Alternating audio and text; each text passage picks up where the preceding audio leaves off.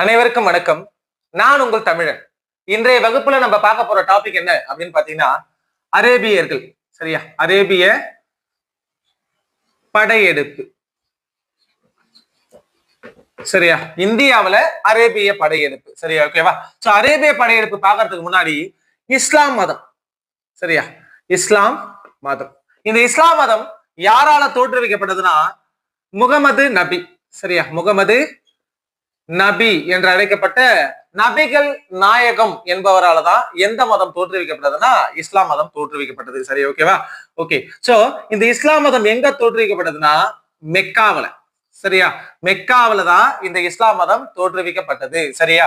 அதுக்கு அடுத்தது பாத்தீங்கன்னா இந்த இஸ்லாம் மதத்தை பொறுத்த வரைக்கும் மெக்காவுல தோற்றுவிக்கப்பட்ட பிறகு மற்ற பாலைவன நாடுகள்லாம் பின்னாடி என்ன ஆச்சுன்னா பரவ ஆரம்பித்தது. ஓகேவா? 622ஆம் ஆண்டு. சரியா? பொது ஆண்டு 622ஆம் ஆண்டுதான் எந்த சகாப்தம் தொடங்குகிறது அப்படின்னு பாத்தீங்கன்னா இஸ்லாமிய சகாப்தம் தொடங்குகிறது. சரியா? இஸ்லாமிய சகாப்தம் எந்த ஆண்டுல இருந்து தொடங்குது? 622ல இருந்து தான் தொடங்குகிறது. ஓகேவா? அதுக்கு அடுத்தது பார்த்தோன்னா சிந்து படையெடுப்பு. சரியா? சிந்து படையெடுப்பு. இந்த சிந்து படையெடுப்பு எதற்காக மேற்கொள்ளப்பட்டது அப்படின்னு பாத்தீங்கன்னா அரேபியர்கள் இந்தியாவில இருந்து வந்த கடற்கொள்ளையர்களை சிந்து பகுதியில ஆட்சி செய்த தாகிர் என்பவர் கட்டுப்படுத்த தவறிட்டார். அதனாலதான் அரேபியர்கள் எங்க படையெடுத்தாங்கன்னா சிந்து மீது படையெடுத்ததா சொல்லப்படுது. சரி, ஓகேவா? எதுக்காக அப்படின்னு பார்த்தோன்னா குஜராத்ல இருந்த கடற்கொள்ளையர்கள் அரேபியாவில இருந்து வந்த கப்பல்கள்ல என்ன பண்றாங்கன்னா கொள்ளையடிச்சதாவும் சொல்றாங்க. சோ அந்த கொள்ளையர்களை யாரு கட்டுப்படுத்த தவறிட்டுதா சொல்றாங்கன்னா தாகிர் கட்டுப்படுத்த தவறிட்டாரு அப்படின்னு சொல்லிட்டுதான் எந்த படையெடுப்பை மேற்கொண்டாங்கன்னா சிந்து படையெடுப்பை மேற்கொண்டாங்க. சரி, ஓகேவா? இதுக்கு முன்னாடி நம்ம எதை பத்தி தெரிஞ்சுக்கணும்னா அரேபியாவுக்கும் இந்தியாவுக்கும் இடையே வணிக தொடர்பு இருந்துச்சு. சரி, ஓகேவா? இப்பவும் இருக்கு. அரேபியாவுக்கும் இந்தியாவுக்கும் வணிக தொடர்பு இருந்துச்சு. அந்த வணிக தொடர்பு பார்த்தோன்னா அரேபியர்கள் அங்க இருந்து வணிகத்துக்காக எங்க வந்து குடியேறாங்கன்னா மலபார்ல. சரியா? ஓகேவா? எங்க? மலபார்ல குடியேறாங்க. இந்த மலபார்ல இருந்து இந்தியாவில என்ன பண்றாங்கன்னா அவங்க வணிகம் செய்ய ஆரம்பிச்சாங்க. சரியா? ஓகேவா?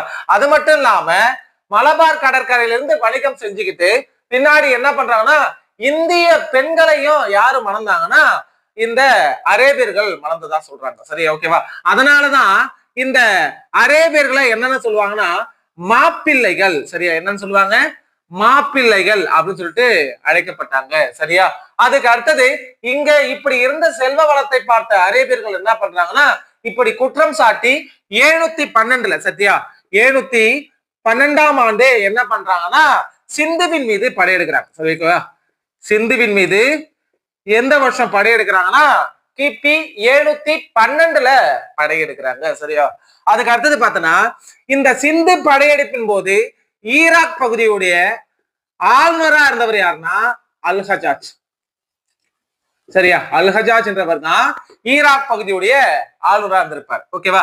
அதுக்கு அடுத்தது அப்போதைய காலிஃபாவா இருந்தவர். சரியா? காலிஃபானா யாருன்னா இஸ்லாமிய மத தலைவர். சரியா? அப்போ சிந்து படையெடுப்பின் போது காலிஃபாவா இருந்தவர் யாரு இருப்பா அப்படின்னு பாத்தீங்கன்னா வாலித் என்றவர் இருந்திருப்பார். சரியா? வாலித். சரியா? காலிஃபா அப்படின்னா என்ன? இறை தூதர். சரியா? இறை தூதர் அப்படி இல்லைன்னா கடவுளின் சேவகர் அப்படின்னு சொல்லிட்டு சொல்லலாம். அப்போ சிந்து படையெடுப்பின் போது காலிஃபாவா இருந்தவர் யாருன்னா வாலித்து, ஆளுநரா இருந்தவர் யாருன்னா அல் ஹஜாஜ்.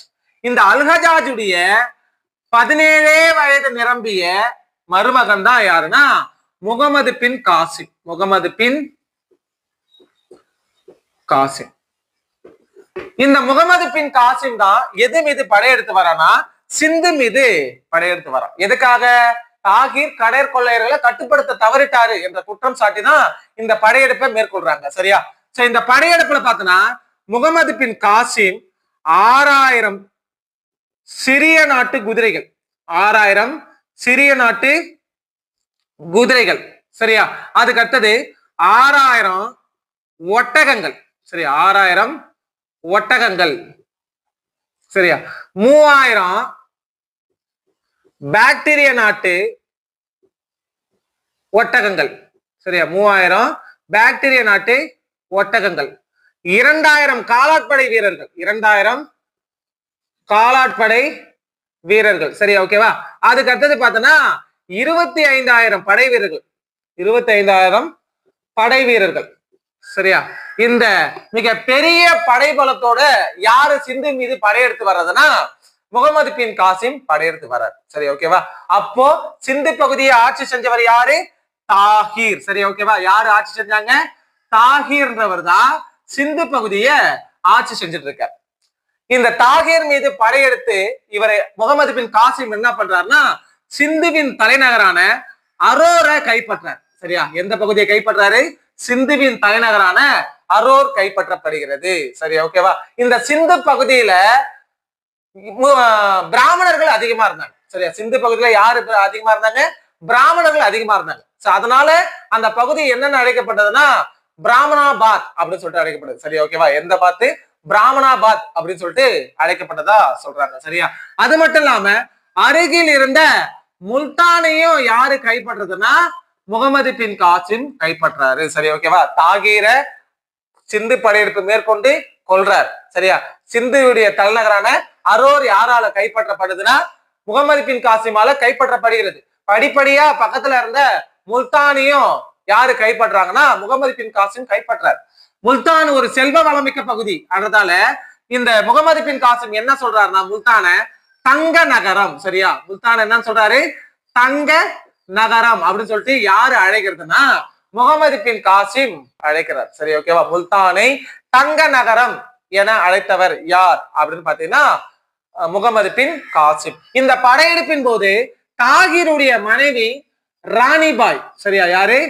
ராணிபாய் என்றவங்க என்ன பண்றாங்கன்னா ஜவஹர் வழக்கத்தின்படி, சரியா, ஜவஹர் வழக்கத்தின்படி என்ன பண்றாங்கன்னா தீயில குதிச்சு இறந்துடுறாங்க. ஓகேவா. தன்னைத்தானே தீ மூட்டி கொண்டு இறந்துருவாங்க அப்படின்னு சொல்லுவாங்க. ஓகேவா. இந்த ராஜபுத்திர பெண்மணிகள் பெரும்பாலும் என்ன பண்றாங்கன்னா ஒண்ணு வேற்று நாட்டு அரசனை எதிர்த்து போரிடுவாங்க. அப்படி போரிட முடியாது அப்படின்னு தெரிஞ்சிச்சுன்னா என்ன பண்றாங்கன்னா தற்காப்பு கலையில ஈடுபடுவாங்க.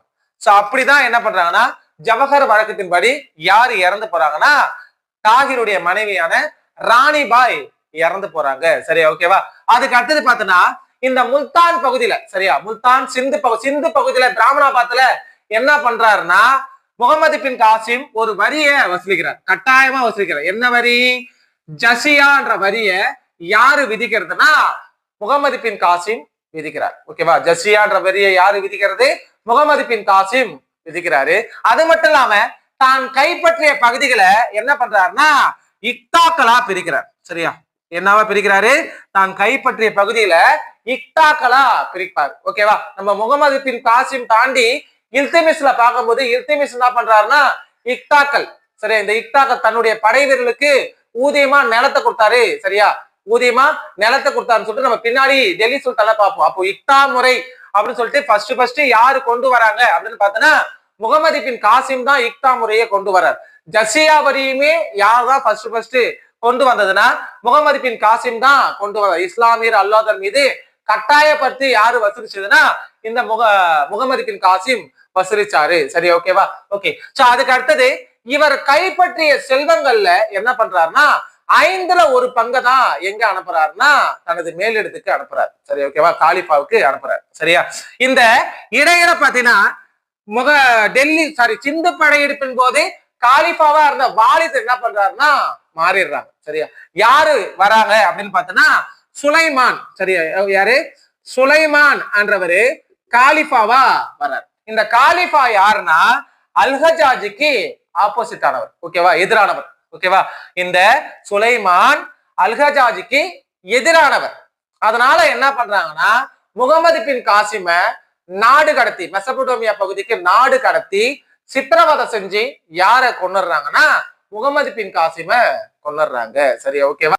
அரேபியர்கள் பூஜ்ஜியத்திலிருந்து 9 வரையிலான எண்முறைய யாரு பயன்படுத்த ஆரம்பிச்சாங்க அப்படின்னு பார்த்தீங்கன்னா அரேபியர்கள் பயன்படுத்த ஆரம்பிச்சாங்க. அது வரைக்கும் அரேபியர்களுக்கு எதை பத்தி தெரியாதுன்னா பூஜ்ஜியத்தை பத்தி தெரியாது. சரி, ஓகேவா. என்ன 0ல இருந்து 9 வரை அந்த எண்முறைய இந்தியாவில இருந்து பின்பற்றியவர்கள் யாருன்னா இந்த அரேபியர்கள். ஓகேவா? அது மட்டும் இல்லாம சதுரங்க விளையாட்டு, சரியா, சதுரங்க விளையாட்டையும் இந்தியாவில இருந்து தான் யாரு ஃபாலோ பண்ணாங்கன்னா இந்த அரேபியர்கள் ஃபாலோ பண்ணிருப்பாங்க. சரியா? அது மட்டும் இல்லாம இந்த பாக்தாத்துடைய நகர்ல, சரியா, பாக்தாத்துடைய நகர்ல தலைமை மருத்துவரா, சரியா, தலைமை மருத்துவரா யாரு நியமிக்கப்பட்டிருப்பாங்க அப்படின்னு பார்த்தோன்னா இந்தியரான தானா ஆன்றவரு நியமிக்கப்பட்டதா சொல்றாங்க. சரியா? பாக்தாத் நகர்ல தலைமை மருத்துவரா யாரு நியமிக்கப்பட்டாங்க?